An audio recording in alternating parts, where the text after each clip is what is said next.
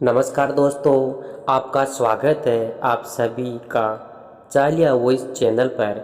चलिए दोस्तों, आज की कहानी शुरू करते हैं। बुढ़ापे का दर्द। अपने बेटे और बहू के रोज़ के झगड़े से परेशान होकर कैलाश बाबू अपने कमरे में जाकर अपना बैग निकालने लगे।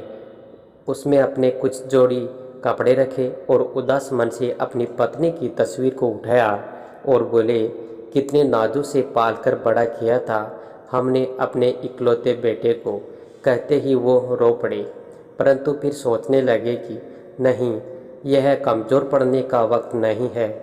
उन्होंने अपनी आंखों के आंसू पोंछते हुए अपनी पत्नी की तस्वीर को अपने बैग में रखा और अपने एक दोस्त को फ़ोन किया जो वृद्धाश्रम में रहते थे। भरे गले से उन्हें बताया कि अब वह भी वृद्धाश्रम में ही रहना चाहते हैं। इतनी बात सुनते ही उनका दोस्त राधेश्याम स्तब्ध रह गया। उसके पास कुछ पूछने के लिए कोई शब्द ही नहीं बचे। कैलाश बाबू ने केवल इतना ही कहा कि मैं रोज़ रोज़ की कलह से परेशान आ गया हूँ और 1 घंटे में तुम्हारे पास पहुँच रहा हूँ। जिस समय अपने घर पर छोड़कर अपना बैग लेकर निकलने लगे तो उन्होंने देखा कि उनके बेटा बहू अपने कमरे में बैठकर चाय और स्नैक्स का आनंद ले रहे थे, परंतु दोनों में से किसी ने नहीं पूछा कि आप यह सामान लेकर कहाँ जा रहे हैं, और ना ही किसी ने उन्हें रोकने की कोशिश की। रोज़ रोज़ के अपमान और जिल्लत भरी जिंदगी से परेशान कैलाश बाबू वृद्धाश्रम पहुंच गए। थोड़े ही समय में उनके वृद्धाश्रम में बहुत से मित्र बन गए। वह सबके साथ हालचाल बांटते बांटते बातें करते, रोज़ सुबह से और एक्सरसाइज भी करते। धीरे धीरे कैलाश बाबू को आश्रम में ही अच्छा महसूस होने लगा। घर की अपेक्षा उन्हें वृद्धाश्रम सुकून दे रहा था। सभी लोग एक साथ खाना खाया करते थे, जबकि घर में रोज़ के कलह से कैलाश बाबू का हृदय छलनी हो गया था। हमेशा अपनी पत्नी की तस्वीर से बातें करते हुए कहते थे कि तुम तो मुझे पहले ही छोड़कर चली गई, परंतु उस बेटे ने भी मेरा साथ ना दिया जिसके लिए मैंने कभी अपना पसीना भी पानी की तरह बहाया था। एक दिन कैलाश बाबू वृद्धाश्रम के प्रांगण में टहल रहे थे, तभी वृद्धाश्रम के बाहर एक कार आकर रुकी। वृद्धाश्रम के सभी लोग उस कार की ओर देखने लगे और सोचने लगे कि आज फिर कोई भाग बुजुर्ग इसे वृद्धाश्रम में आया है जिसने न जाने कितने जतन से अपने बच्चों को पाल पोस कर पढ़ा लिखा कर बड़ा किया होगा। आज फिर एक ऐसा कोई आंखों से आंसू लिए इस प्रांगण में प्रवेश करेगा। कार से एक नौजवान लड़का उतरा और उसके बाद एक औरत जो कि उसकी जो शायद उसकी माँ थी का हाथ पकड़कर बाहर निकालने लगा और उससे औरत की उम्र लगभग 65 वर्ष के करीब रही होगी। सर पर पल्लू होने का कारण उसका चेहरा सही ढंग से नज़र नहीं आ रहा था। थोड़ी ही देर में कार से करीब 30-35 वर्ष की एक अन्य महिला भी उतरी जिसके हाथ में एक बैग था। उस महिला ने वह बैग उस बुजुर्ग औरत के हाथ में थमाया और उनसे कुछ बात कहने लगी।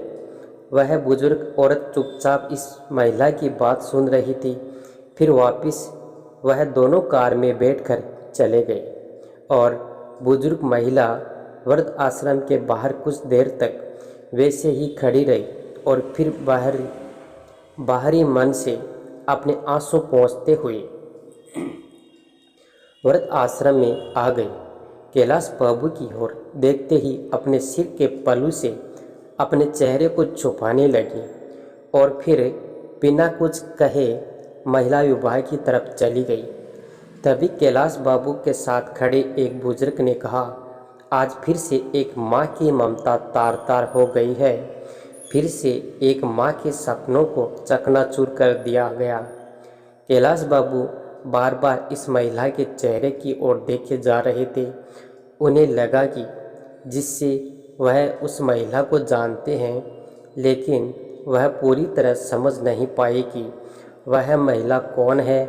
अक्सर कैलाश बाबू देखते हैं कि वह महिला अपने पल्लू से अपना आधे से ज़्यादा चेहरा छुपा कर रखती थी। लेकिन एक दिन जब वह महिला बागवानी के काम में लगी हुई थी, तो कैलाश बाबू इस समय टहलने के लिए निकले। बागवानी करते करते उस महिला के सर से पल्लू उतर गया। कैलाश बाबू को उस महिला का चेहरा देखकर पैरों तले जमीन खिसक गई। ना जाने कितने सवालों ने उनके दिमाग को घेर लिया। उसी समय उनका एक मित्र भी उनके पास आया और बोला, खाना खाने का समय हो गया है, तुम कहाँ घूम रहे हो और इतने गुमसुम क्यों हो? सभी लोग नाश्ते की मेज़ पर मौजूद थे, लेकिन तुम नहीं थे, इसलिए मैं तुम्हें बुलाने आ गया हूँ। क्या बात है, कोई परेशानी है क्या? अरे नहीं, कुछ भी तो नहीं, थोड़ा टहलने के लिए बाहर निकल आया था, बस मैं आ ही रहा था। खाने के कमरे में बैठने के बाद कैलाश नाथ जी की नज़रें बार बार जानकी देवी को ही ढूंढ रही थी। वह उनसे पूछना चाहते थे कि आखिर ऐसा क्या हुआ कि उन्हें यहाँ आने की नौबत आ गई। उनका तो भरा पूरा परिवार था और हमेशा कहती थी कि वह अपने बेटे बहू के साथ बहुत खुश है, फिर आज ऐसा क्यों, क्या हो गया? कैलाश बाबू उधर ही किसी व्यक्ति से पूछते हैं कि 2 दिन पहले जो एक महिला वृद्ध आश्रम में आई थी, वह आज खाना खाने नहीं आई है। उन्होंने बताया कि वह माताजी आज बहुत दुखी है, इसलिए उन्होंने खाना खाने से मना कर दिया है। परेशान भी क्यों ना हो, आखिर जो उनके बेटे बहू ने उनके साथ किया है, ऐसा तो कोई दुश्मन के साथ भी ना करे। वह बार बार अपने घर को याद कर रही थी। सुबह से अपने कमरे में बैठी रोए जा रही थी, इसलिए उनका ध्यान भटकाने के लिए उन्हें बागवानी करने का काम दिया गया है। यह सब सुनकर कैलाश बाबू का मन परेशान हो गया। वे जानना चाहते थे कि आखिर जानकी देवी के साथ हुआ क्या है, इसलिए थोड़ी देर बाद विभाग में जानकी देवी के पास गए। कैलाश बाबू को अपने सामने खड़ा देखकर जानकी जी थोड़ा परेशान हो गई। तभी कैलाश बाबू ने कहा, मैं जानता हूँ कि आपने मुझे पहचान लिया है, लेकिन क्या मैं जान सकता हूँ कि आप इस हालत में कैसे पहुँची? जानकी जी ने कुछ नहीं कहा, परंतु उनकी आंखें आंसुओं से भर गई थी। वह देखकर कैलाश बाबू और भी अधिक परेशान हो गए। उनका दिल किया कि जोर जोर से चिल्लाकर इस दुनिया से पूछे कि क्यों बुढ़ापे में वृद्ध माँ बाप को पुराने सामान की तरह निकालकर बाहर फेंक दिया जाता है? क्या बुढ़ों का कोई आत्मसम्मान नहीं?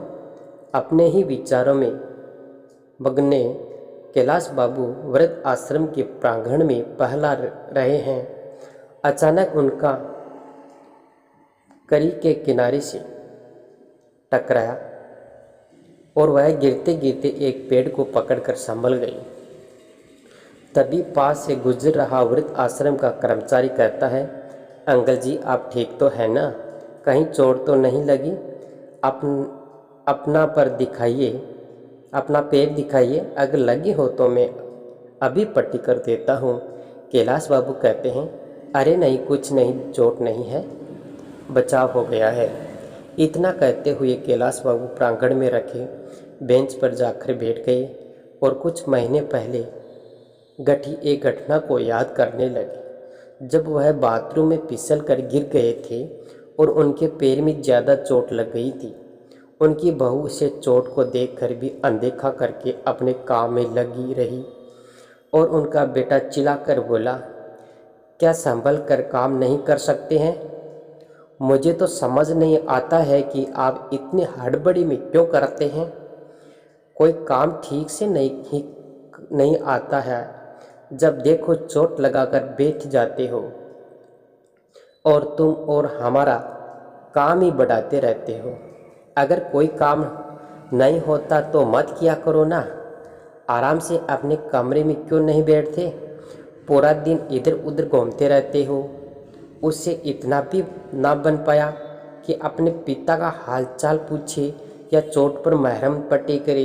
एक दिन जब सब कैलाश बाबू का चश्मा टूट गया तो अपने बेटे से कहने लगे, बेटा मेरा चश्मा ठीक करा दो, टूट गया है, ठीक से दिखाई नहीं देता।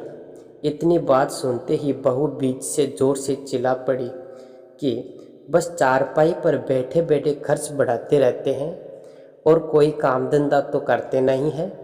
बच्चों की तरह हरकतें हो गई है आपकी। ना जाने ऐसा कितनी बार हुआ था जब कैलाश बाबू अपने बेटे बहू से अपमानित हो चुके थे। अपने अतीत में जागते कैलाश बाबू अभी अपने विचारों में खोए हुए थे। तभी सामने से उनके बुजुर्ग मित्र राधेश्याम जी आते हुए दिखाई दिए। राधेश्याम जी के चेहरे पर मुस्कुराहट थी। उन्हें देखकर कैलाश बाबू बोले, क्या बात है राधेश्याम जी, आज तो बड़े ही खुश नज़र आ रहे हो। अभी राधेश्याम जी ने कहा, आज मेरे बेटे का जन्मदिन है। उसका फ़ोन आया था कि आज वह मुझसे मिलने वाला है, इसलिए मैं बहुत खुश हूँ। बहुत दिनों बाद आज उसका चेहरा देखने को मिलेगा। राधेश्याम जी की बात सुनकर कैलाश बाबू कुछ परेशान से हो गए और अपने मित्र को बोले, जिस बेटे ने तुम्हारी यह हालत कर दी, तुम्हें वृद्धाश्रम में छोड़कर चले गए। साल में केवल कुछ देर के लिए तुमसे मिलने के लिए आएगा। तुम उस बेटे के लिए खुश रहे हो। तभी राधेश्याम जी बोले, मैं तो इसी से खुश हूँ कि कम से कम मेरा बेटा मुझसे मिलने तो आ रहा है।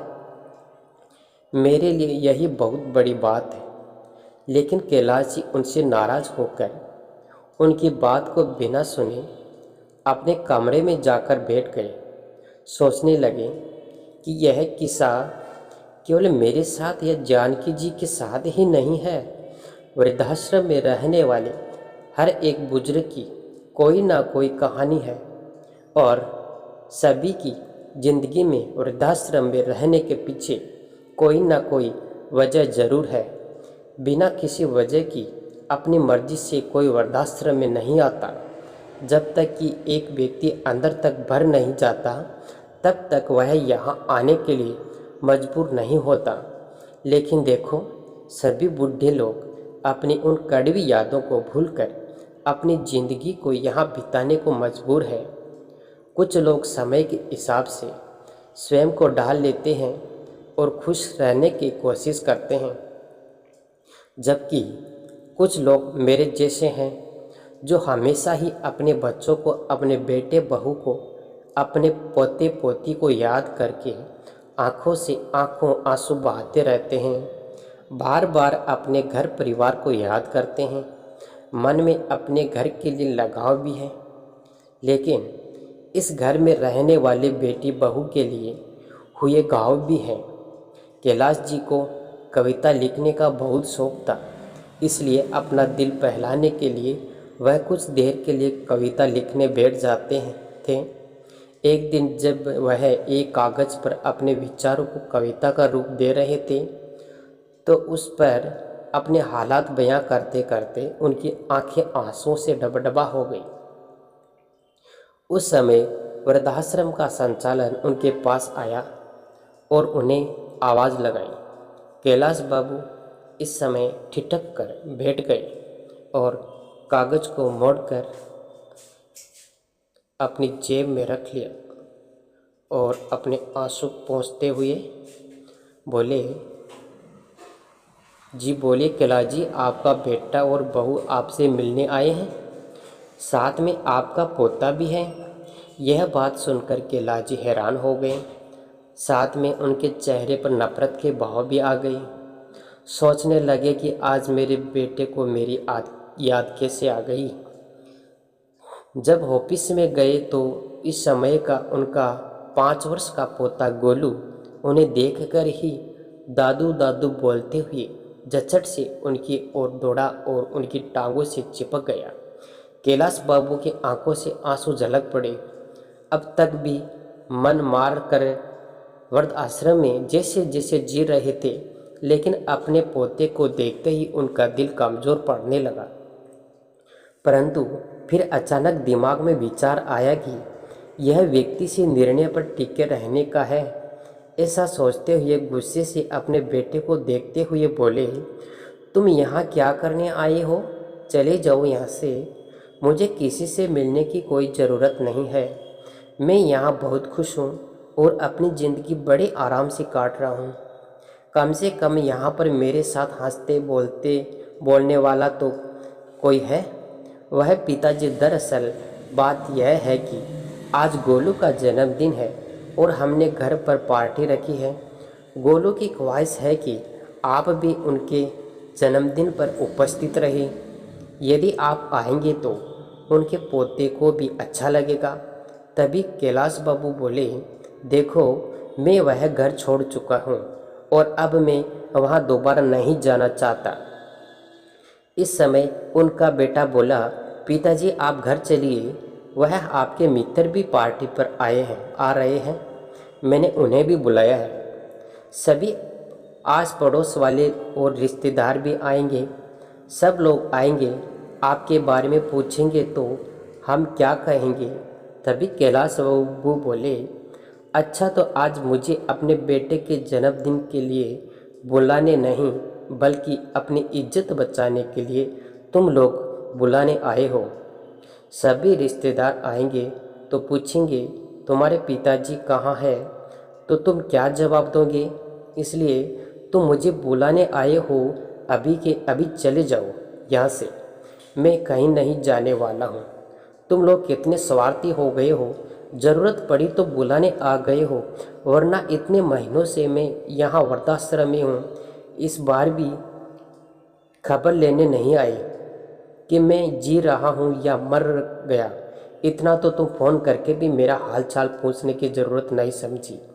तुम लोगों ने इतना तक नहीं पूछा कि घर छोड़कर वृद्धाश्रम क्यों चले गए। आज ज़रूरत पड़ी तो हाथ जोड़कर मुझे लेने आए हो।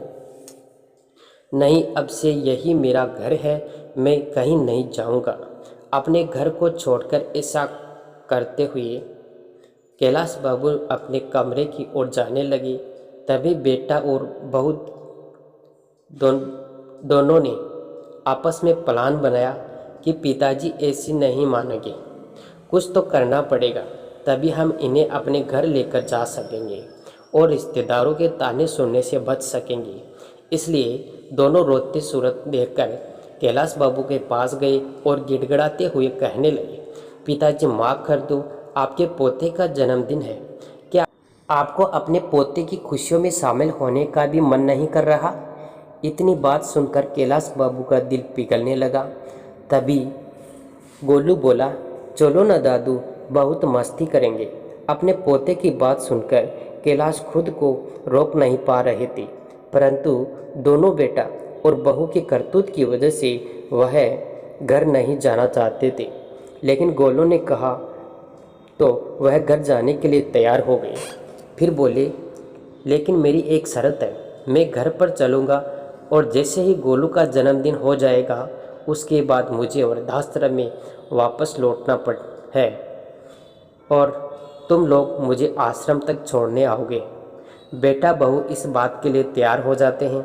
गोलू का जन्मदिन बहुत धूमधाम से मनाया जाता है।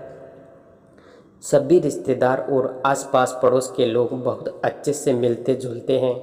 कैलाश बाबू के पुराने मित्र भी आज उन्हें बहुत दिनों बाद मिले, परंतु कैलाश बाबू ने किसी से कुछ नहीं कहा और हंसते मुस्कुराते हुए पूरी पार्टी का आनंद उठाया। परंतु उनके मन में कुछ विचार चल रहे थे। वह सोच रहे थे कि कल अपने बेटा बहू को जो सरप्राइज में देने वाला हूँ, उसकी तो उन्होंने कभी कल्पना भी नहीं की होगी। जब पार्टी खत्म हुई तो बहुत रात हो चुकी थी। उस समय कैलाश नाथ जी घर पर ही रुक गए। जब अपने कमरे में सोने के लिए गए तो अपनी पत्नी सुधा की यादों में खो गए। आप बिना 2 रोटियों से क्या पेट भरता है? 1 रोटी तो और ले लीजिए, अभी गरम गरम सेक रही हूँ। 1 रोटी और मेरे कहने पर खा लीजिए। आप कहते हैं खा तो आप खाते हैं तो मेरे तन को लगता है। अरे नहीं सुधा, मेरा पेट भर चुका है और कितना खिलाओगी तुम?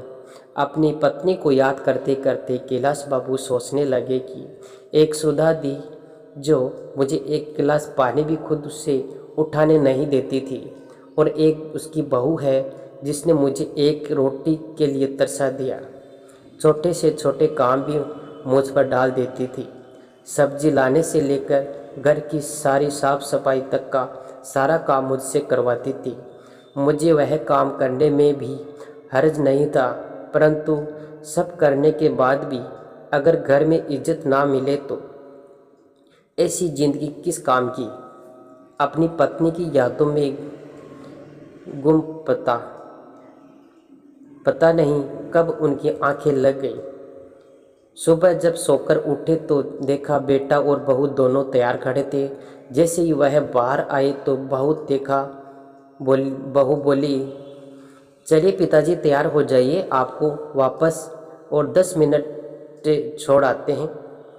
ऐसा कहते ही रेखा के मन में विचार चल रहे थे कि कहीं पिताजी हमेशा के लिए कहीं यहीं रुकने का ही मन बना न ले, इसलिए जल्दी से जल्दी वृद्धाश्रम में छोड़ देना ही उचित होगा।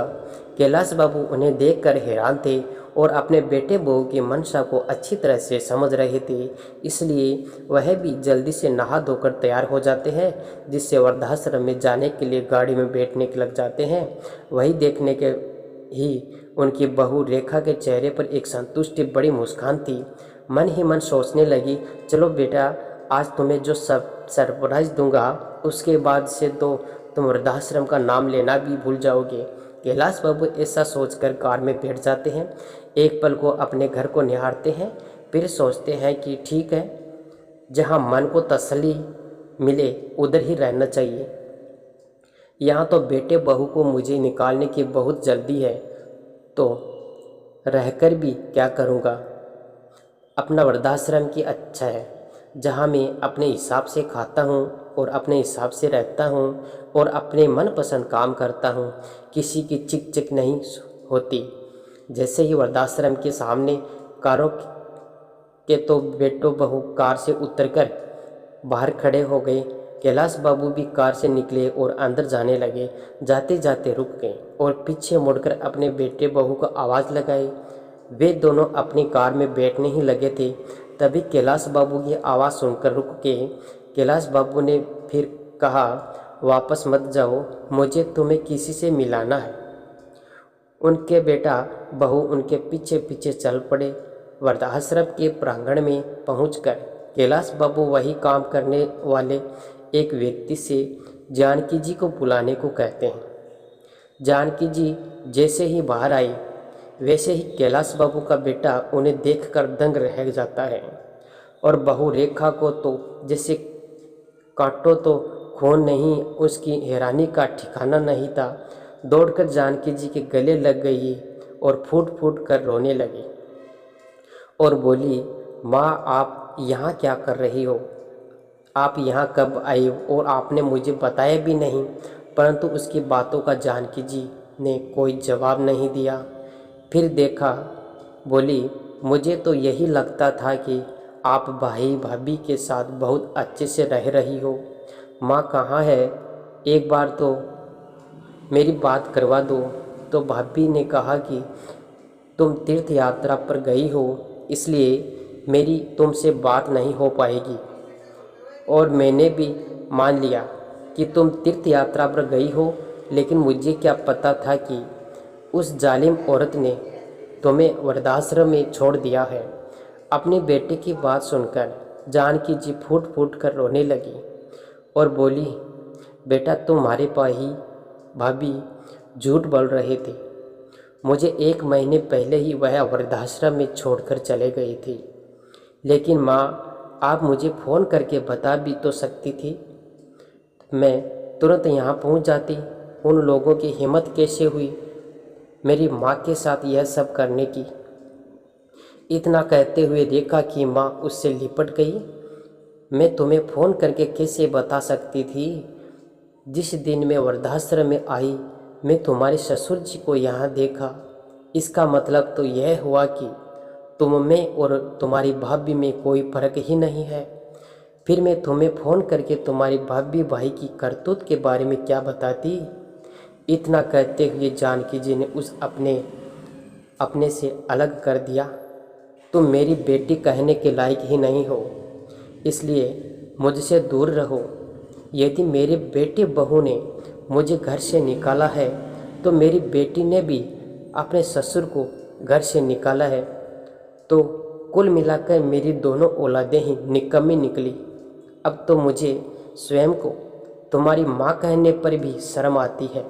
एक ने अपनी माँ को घर से निकाल दिया और दूसरे ने अपने ससुर को घर से निकाल दिया। अपनी माँ की बातें सुनकर इनका सिर शर्म से झुक गया। माँ, मुझे माफ़ कर दो, मैं बहुत शर्मिंदा हूँ। मुझे बहुत बड़ी गलती हो गई। मैंने कभी नहीं सोचा था कि जो मैं अपने सास ससुर के साथ कर रही हूँ वह मेरे माँ बाप के साथ भी हो सकता है। तभी जानकी जी बोली, बेटा, वैसे तो तुम्हारी गलती माफ़ी करने के लिए लायक नहीं है, फिर भी अगर माफ़ी मांगनी है तो मुझसे नहीं, अपने ससुर जी से मांगो। अपनी करतूत पर शर्मिंदा हुई रेखा अपने ससुर जी की ओर मुड़ी और उनके पैरों से गिर गई। मुझे माफ़ कर दीजिए पिताजी। तभी रोहन ने भी माफ़ी मांगते ही कहा, अब आप दोनों घर चलिए और हमें अपनी सेवा करने का मौका दीजिए। तो कैलाश जी और जानकी जी दोनों ने ही घर जाने से मना कर दिया और कहा कि हमें अब बेटी के पास नहीं रहना है। अब मुझे वृद्धाश्रम में रहकर ही सुखी है।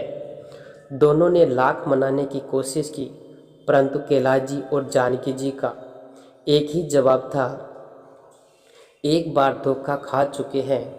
अब इस उम्र में हमारे शरीर में इतनी जान नहीं बची है कि बार बार अपने बच्चों द्वारा दिए गए धोखे झेल सके। इतना कहकर कैलाश जी और जानकी जी अपने अपने कमरे में चले गए। रेखा और वहाँ दुखी हो गई। माँ से अपने घर वापस चले गए। घर पहुंचकर उन्होंने देखा कि रेखा की पिताजी के कमरे में उनके बिस्तर के ऊपर एक कागज़ रखा था जो शायद उनकी जेब में से निकलकर गिर गया था। जब रोहन ने उस कागज़ को खोलकर देखा तो उसमें उनके पिताजी ने एक कविता लिखी हुई थी कि क्या किसी ने देखा है, मौत से पहले भी मौत आती है। हाँ, मैंने देखा है आज। मौत से पहले भी मौत आती है। जब जिंदगी अपने आखिरी पड़ाव पर आ जाती है, शरीर भी काम नहीं करता, केवल सांस आती जाती है। हाँ, मैंने देखा है, मौत से पहले भी मौत आती है। अपने पिता द्वारा लिखे इस शब्दों को देखकर रोहन के दिल पर न जाने कितने तीर एक साथ चुभने जैसा एहसास हुआ। और उधर रेखा अभी तक अपनी माँ की हालत को देखकर उस सदमे से उबर नहीं पाई। पर आज उन दोनों के पास पछताने के अलावा और कोई रास्ता नहीं था। किसी ने सही कहा है, संतान का अस्तित्व है माता पिता की वजह से और माता पिता वृद्धाश्रम में है संतान की वजह से। दोस्तों, आपको यह कहानी कैसी लगी, लाइक और कमेंट करके ज़रूर बताइए और चैनल को सब्सक्राइब करना बिल्कुल ना भूलें। मिलते हैं अगली एक नई कहानी के साथ। तब तक के लिए बहुत बहुत धन्यवाद।